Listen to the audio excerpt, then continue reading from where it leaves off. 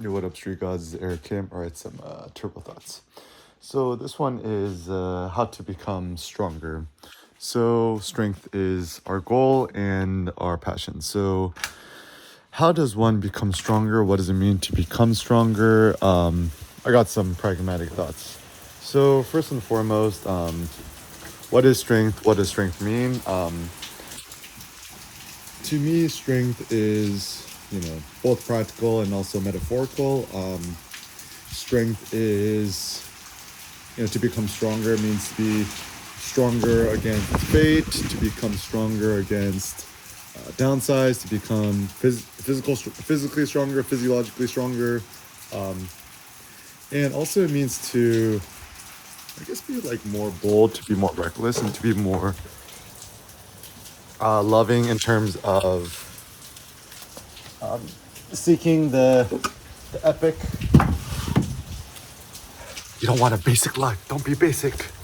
That's Cindy's quote. Just don't be basic. And the reason why I like this line of thinking is that I think so much of our potential in life is just held back because we're too basic. Too basic. Don't be basic. Basic means close to the ground, right? The reason why it's bad to be basic is if you use basic, you cannot ascend higher. You cannot become loftier. And actually, the funny thing is, in terms of ascendancy, you know, it seems that most people, in terms of ideal home or estate, they want like a house on top of the hills or the mountain, overlooking everything. Even when I was in the mountainside of Hadong, South Korea, my mom's place, it really does give you this elevated, lofty feeling where you feel like you're commander and conqueror of the universe or the world, and it gives you good feelings. I think for the great man or for to become stronger, I mean, there's some thoughts like vibe and my best friend Nietzsche. Stronger stimulants. So I really like this Death Wish coffee. I think it's made out of Robusta. It's so funny in America. We're all like, oh, Arabica. So, 100% Arabica. Arabica is the best. Even the all the snooty coffee folks at the World Coffee Association or specialty coffee, whatever, only Arabica is allowed. But I call it the racism of coffee. It's like, saying Arabica, only Arabica, no Robusta. It's like saying that, it's like, the it's trying to create a new hierarchy, right? Arabic's on top, Robusta on bottom. I'm like, no, it's like, in fact, actually, I think Robusta is better than Arabica in a lot of ways because it has more caffeine and is stronger. And it looks like a lot of these overly sensitive folks who are like too into coffee who make a beverage into their whole life, right? It's so funny because, like, I think people who are really into coffee kind of look down on people who are like too into wine and stuff. But still, like, ultimately the most important thing about coffee I think is probably the strength of it, the coffee, the stimulus kick you get from it, the caffeine. And it seems that all the stimulants out there, it's probably the least bad. I mean, there's lots of downsides of coffee, right? Like you have a if you have a cold brew at midnight, good luck falling asleep, right? So timing is an important thing. So typically with coffee, I just drink a shitload of coffee in the morning, and then maybe I'll have an espresso or two before I go to the gym. But after that, I try to go cold turkey and just stick to water, or just you could just even drink hot water, like or like for a while during the middle of the day, I just drink like green tea. But even green tea, it's like sometimes it keeps me awake too. So just maybe in the middle of the day, just drink like water, hot water. That's actually one thing Asian like to do. Just get a cup of boiling hot water, get a Zojiroshi machine, and just drink hot water, and it's kind of nice and cozy. Also, other physiological concepts. Take icy cold showers in the morning and night. You ain't finna die. It's like the funny thing is that people, it's like pain can strengthen as long as it doesn't lead to death or like hypothermia, right? So cold training, right? Like even when I was in Providence in the wintertime, I'd just be walking around in a t-shirt as long as humanly possible, and then when that was no longer feasible, just one kind of military spec Gore-Tex jacket with no liner inside, and then just keep moving. Because I think in modern day life, the ideal strategy, especially if you're in cold weather places, is when you're just out and about, just try to wear less clothing than you actually need to, and then just quickly move your ass to the next heated location that you're at, right? Also having a good pair of like Gore-Tex boots.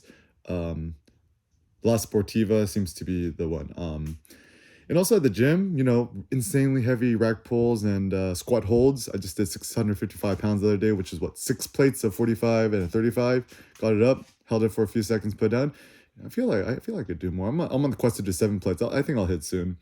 Also with rack pull, I did 6 plates, a 25 and a 2.5 on each side. Was that 635 pounds, 640? I don't even know at this point. But I'm on the quest in 7 plates too. And it seems that like the best way to move the world is to like, it's so funny because like my theory about the gym, right? It's best to increase the weight and the difficulty and just lower the distance. It's funny too because like the distance one needs to travel doesn't even need to be that great. So some more metaphorical considerations with traveling, right? You don't need to move far to move the world. As long as you have a Wi-Fi connection, it seems like you can move the world. You could conquer the internet, conquer the webs, become the master of the YouTubies. No, the YouTubies is not the way because YouTube is like a Procrustean bed. It's kind of a walled garden. Not as bad as Instagram and Facebook and stuff like that, but still like you gotta think beyond the YouTubies. So publish it to your own podcast, to your own website blog. Consider your own website blog like Google. It's kind of a nice thought, or treat your own website or blog as its own social media thing. Also, email newsletter. I mean, email is not sexy. It's like it's the bane of most humans' existence, but it still seems to be the least bad way to propagate ideas. And also, like the thought too is, I think the reason why we hate email so much is that like someone's always asking for something. It's like, do this for me, do that for me, blah blah blah. And so the email inbox, opening up your email inbox, you're just flooded with people asking you the stuff to do, and it is kind of breeds kind of more of a servile like slave mentality, right? Whereas the master, assuming you're a master, right? You just never use email or an inbox. You're self-reliant. Even the thing I realize when people use email, you're asking somebody for a favor to do something for you. Like maybe it's best to just cut out the middleman and just figure out how to do everything yourself. Become a full stack solution of yourself. Create your own solo media empire. Create your own empire of yourself. Like maybe Publius Cyrus might have said this. And yeah, like iPad Pro, the smaller one, seems to be insanely good.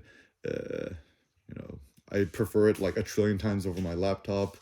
The only time I ever touch my laptop nowadays is if I have to do some like simple FTP stuff for my web server and stuff. But besides that, it's no real reason. And the other day I was in a Tesla Model 3. Seneca loves it, right? Model 3. And it's like the LCD screen. I'm just like, okay. It's like, how do I navigate this thing? It was such a pain in the ass.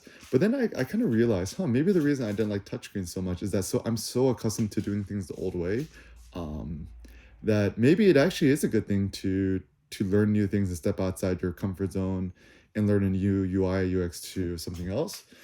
And I was just thinking about, still all things considered, with all the new cars, like even the new Lexuses, blah, blah, or Porsches, whatever.